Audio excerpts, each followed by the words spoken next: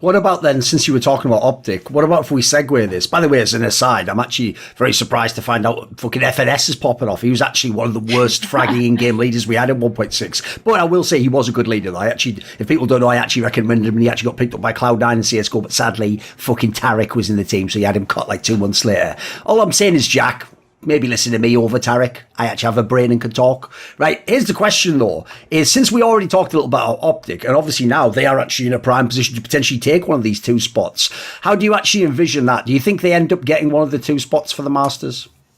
I think so. They're going to be playing the Guard. Oh, sorry, I just wanted to see the bracket because I didn't remember who it was they were playing next. I think that Optic now have probably moved into one of my favorite spots, like for taking it. The Guard could beat them. I think that they will beat the Guard, but like, I mean, who fucking knows? I don't know what I know anymore, given how my predictions went before the playoffs. But Optic did look very good in that game against C9, and at this point, I think I would be surprised if they didn't make it to the grand final of the playoffs. By the way, as an aside, I don't ever care if anyone, like, it's all fun and games for banter, but I don't actually care if people get predictions right. I care more about what the reasons why they made the prediction was. Like, I'm just making fun of myself. Yeah, of course. You can obviously get the result wrong and have like a totally spot on analysis. Like maybe they just didn't play that way. That happens sometimes. What do you think, Peak? Would you have Optic as one of your 2 teams getting out?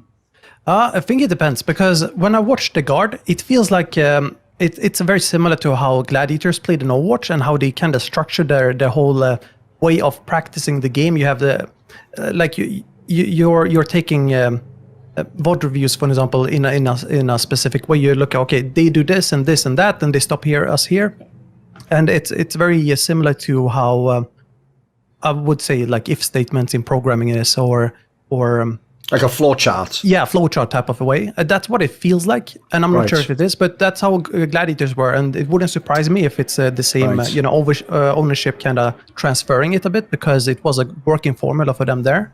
And if Optic has realized that, which they probably have, they can notice, okay, the Guard have been hyped up. Everyone has been trying to take down the Kingmaker, or the King, I guess. I don't know if that's the right term, but yeah, it doesn't matter. And there's been a lot of samples of how other teams have tried to counter them or have tried to copy their own strats or their strats.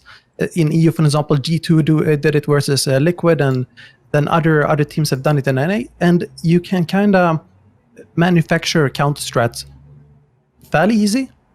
And it feels like Optic has the personnel for it to carry out these counter strats, and also the calm mind for it, especially with FNS being the leader.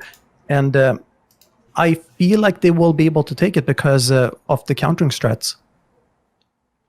Okay.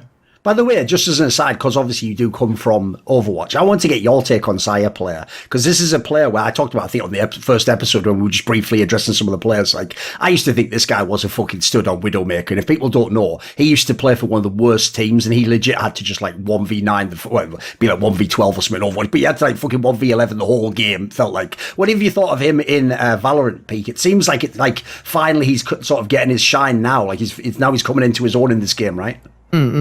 I remember the first time I scrimmed against him and like players like Munchkin, for example, it was like, it's like you normally see like this slow train go past you, and then these guys come in, it's like the world's fastest train just zooming past you or like hitting you even, and you don't even see it coming, and you don't, like when you're watching, it doesn't feel the same as when you're playing against them, because it is like a mental hit, like a wake-up alarm. And I think that in Valorant, they have been able to shine because you have the ability to carry games alone to a much greater extent than in Overwatch, because in Overwatch, sure, the guy was 1v11 all the time, and he was underpaid. He was not really worked around, not played, like he was even...